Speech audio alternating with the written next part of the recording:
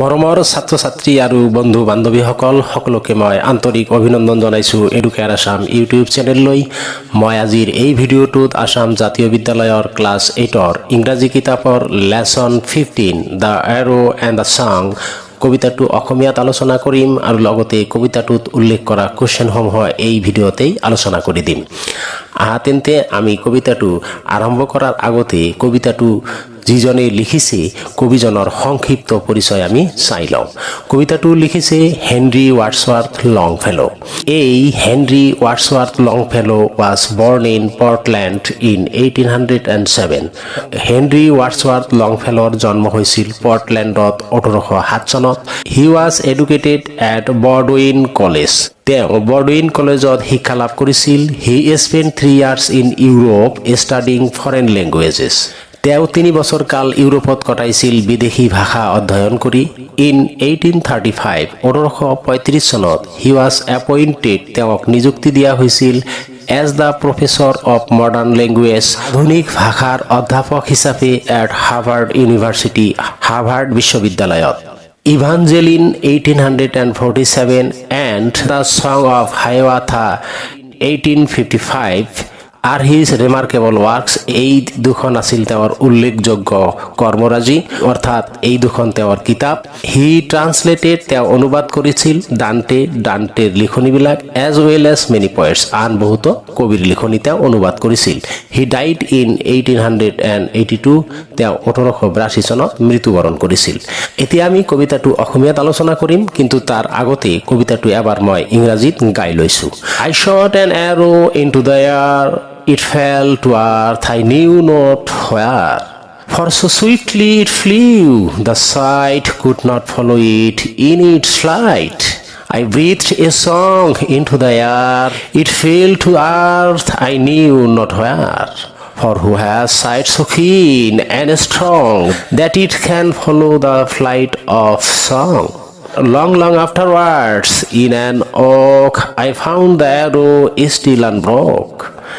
And the song from beginning to end I found again in the heart of a friend. এই কবিতাটোৰ মাজেৰে কবিয়ে ক'ব বিচাৰিছে যে আমি যিবোৰ কাম কৰোঁ, যিবোৰ কথা ভাবোঁ বা যিবোৰ কথা কওঁ, প্ৰতিটো কথাৰে বা প্ৰতিটো কামৰে বা প্ৰতিটো চিন্তাৰে মূল্য আছে। বেছিভাগ সময়ত আমি এইবোৰৰ ফলাফল তৎক্ষণাৎ উপলব্ধি কৰিব নোৱাৰোঁ। কাৰ এটা মাৰিলে যেনেদৰে ক'ৰবাত নহয় ক'ৰবাত গৈ পৰিব, তেনেদৰে আমাৰ কাম আৰু কথাবোৰৰো এটা নিশ্চিত ফলাফল থাকিব। আচোন এতিয়া আমি কবিতাটো অসমীয়াত প্ৰতিটো লাইনেই আলোচনা কৰোঁ। আই শ্বট এন এৰো, মই এটা কাৰ এৰিছিলোঁ, ইনটু দ্য এয়াৰ, বতাহ লৈ। ইট ফেল টু আৰ্থ, ই পৃথিৱীত পৰিছিল। আই নিউ নট হোৱাৰ, মই নাজানো সেইটো ক'ত পৰিছিল। ফৰ, কাৰণ, চ' চুইফটলি, বৰ দ্ৰুত বেগত, ইট ফ্লিউ, ই উৰি গৈছিল। দ্য চাইট, দৃষ্টিশক্তি, কুড নট ফ'ল' ইট, ইয়াক অনুসৰণ কৰিব পৰা নাছিল। ইন ইটছ ফ্লাইট, ই উৰি যোৱাৰ সময়ত। অৰ্থাৎ মই এটা কাৰ মাৰিছিলোঁ বতাহ লৈ, এই কাৰ ইমান বেগেৰে উৰি গৈছিল যিটো মোৰ দৃষ্টিশক্তিয়ে ইয়াক অনুসৰণ কৰিব পৰা নাছিল। নেক্সট ষ্টাঞ্জালৈ আহা। আই ব্ৰিথড a song into the air, মই বতাহত এটা গান গাইছিলোঁ। ইট ফেল টু আৰ্থ, ই পৃথিৱীত পৰিছিল। আই নিউ নট হোৱাৰ, মই কিন্তু নাজানো এইটো ক'ত পৰিছিল। ফৰ, কাৰণ, হু হেজ, যাৰ আছে, চাইট চ' কিন, দৃষ্টিশক্তি বৰ প্ৰবল, এণ্ড ষ্ট্ৰং, আৰু শক্তিশালী, ডেট ইট কেন ফ'ল', সেইজনেই অনুসৰণ কৰিব পাৰে, দ্য ফ্লাইট অফ সং, এই গানৰ উৰণ, অৰ্থাৎ গানটো সেইজনেই অনুসৰণ কৰিব পাৰে। তেতিয়াহ'লে দ্বিতীয় ষ্টাঞ্জাত কবিয়ে কি কৈছে? তেওঁ এদিন এখন এটা গান গাইছিল, সেই গানটো ক'ত গৈ পৰিছিল তেওঁ নাজানে। তেওঁ কৈছে যে এই গানটো তেওঁই অনুসৰণ কৰিব পাৰিব যিজনৰ অতি তীক্ষ্ণ আৰু শক্তিশালী দৃষ্টিশক্তি আছে, তেওঁই গানটো অনুসৰণ কৰিব পাৰিব, আন কোনেও নোৱাৰে। লাষ্ট ষ্টাঞ্জালৈ আহা। লং আফটাৰৱাৰ্ডছ, বহুত দিন পিছত, ইন এন ওক, এটা ওক গছত, আই ফাউণ্ড দ্য এৰো, মই সেই কাৰডাল পাইছিলোঁ, ষ্টিল আনব্ৰকেন, নভঙাকৈ। চ' এণ্ড দ্য সং, আৰু গানটো ফ্ৰম বিগিনিং টু এণ্ড, প্ৰথমৰ পৰা অন্তলৈকে পাইছিলোঁ মই গানটো। I found again in the heart of a friend, মই পাইছিলোঁ আকৌ এজন বন্ধুৰ অন্তৰত। কবিয়ে এই থাৰ্ড ষ্টাঞ্জাত কি কৈছে তেওঁ বহুত দিন পিছত সেই কাৰডাল এটা ওক গছত পাইছিল যিটো নভঙাকৈ আছিল আৰু গানটো তেওঁ পাইছিল এজন বন্ধুৰ অন্তৰত ইয়াৰ দ্বাৰা কবিয়ে ইয়াকেই ক'ব বিচাৰিছে যে আমি যেতিয়া কোনো মানুহৰ লগত কোনো বেয়া কাম বা বেয়া কথা বা বেয়া ব্যৱহাৰ কৰোঁ সেইটো তাৎক্ষণিকভাৱে আমি উপলব্ধি কৰিব নোৱাৰিলেও সেইটোৰ কিন্তু সুদূৰ প্ৰসাৰী এটা প্ৰতিক্ৰিয়া থাকে আমি সেইখিনি ভাবি চিন্তি সকলো কাম কৰিব লাগে এতিয়া আমি কবিতাটোত থকা কোৱেশ্চন আনসাৰসমূহ আলোচনা কৰোঁ প্ৰথম কোৱেশ্চন আছে write the full name of H.W.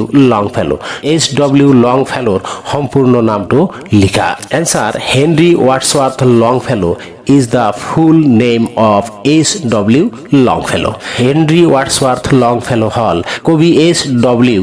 লংফেলোৰ সম্পূৰ্ণ নাম 2 নম্বৰত who can follow the flight of a song কোনে এটা গান অনুসৰণ কৰিব পাৰে ওয়ান হু হ্যাজ সো কিন সেইজনেই যাৰ আছে সো কিন বৰ তীক্ষ্ণ এণ্ড ষ্ট্ৰং চাইট শক্তিশালী দৃষ্টিশক্তি ক্যান ফলো সেইজনেই অনুসৰণ কৰিব পাৰে the flight of a song এটা গানৰ অনুসৰণ 3 number question where did the poet find the arrow কবিয়ে এরো বা কারডাল কোত পাইছিল answer the poet found the arrow in an oak tree unbroken কবিয়ে এটা ওক গছত কারডাল নভঙাকৈ পাইছিল 4 number where did the poet know where the arrow fell কবিয়ে কিয় নাজানে সেই কাৰডাল কোত পৰিছিল answer the arrow flew so swiftly সেই কাৰডাল বৰ দ্ৰুত বেগত উৰি গৈছিল and so the poet's sight আৰু কবিৰ দৃষ্টিশক্তি could not follow its flight ইয়াৰ উৰণ আৰোহণ কৰিব পৰা নাছিল therefore সেই কাৰণে he knew nowhere it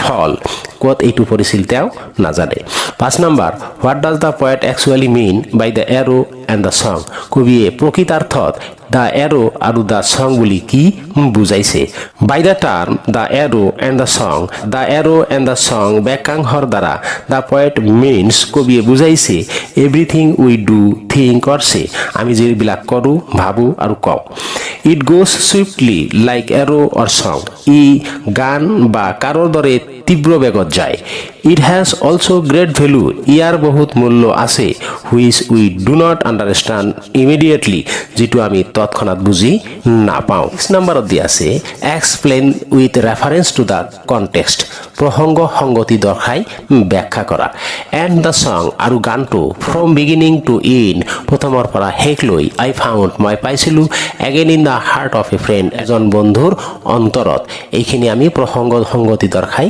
ব্যাখ্যা কৰিব লাগে explanation of this line is taken from the poem The Arrow and the Song written by H.W. Longfellow এই হাৰিটো The Arrow and the Song কবিতাটোৰ পৰা লোৱা হৈছে যিটো কবিতা লিখিছে H.W.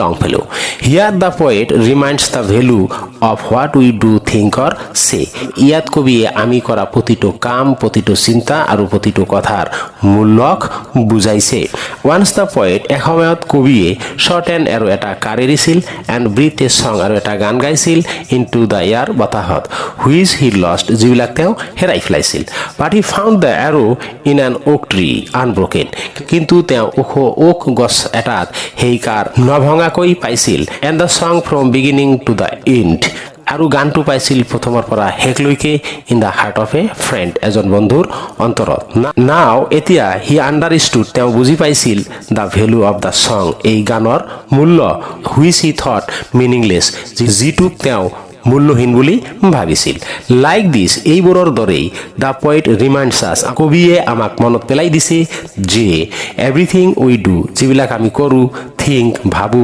এণ্ড সে আৰু কওঁ হেজ গ্ৰেট ইফেক্ট বহুত প্ৰতিক্ৰিয়া আছে সেইবিলাকৰ অৰ ভেলু নাইবা সেইবিলাকৰ মূল্য আছে which we do not try to understand যিবিলাক আমি বুজিবলৈ চেষ্টা নকৰোঁ মৰমৰ ছাত্ৰ ছাত্ৰী আৰু বন্ধু বান্ধৱীসকল আজিৰ এই ভিডিঅ'ত এই কবিতাটোৰ অসমীয়া আলোচনা আৰু কোৱেশ্চন আনসাৰৰ বিষয়ে আলোচনা ইমানখিনিয়েই যদি তোমালোকৰ ভিডিঅ'টো ভাল লাগিছে ভিডিঅ'টোত এটা লাইক কৰিবা বন্ধু বান্ধৱীলৈ শ্বেয়াৰ কৰিবা আৰু যদি তুমি এই চেনেলত নতুন আৰু চেনেলটো এতিয়ালৈকে সাবস্ক্ৰাইব কৰা নাই তেন্তে চেনেলটো সাবস্ক্ৰাইব কৰি নটিফিকেশ্যন বেল আইকনটো প্ৰেছ কৰি ৰাখিবা যাতে পৰৱৰ্তী ভিডিঅ' এটা এৰি দিয়াৰ লগে লগে নটিফিকেশ্যন তোমাৰ ওচৰত গৈ পায় আৰু ভিডিঅ'টো তুমি লগে লগে পাই যোৱা ধন্যবাদ জয় আই অসম।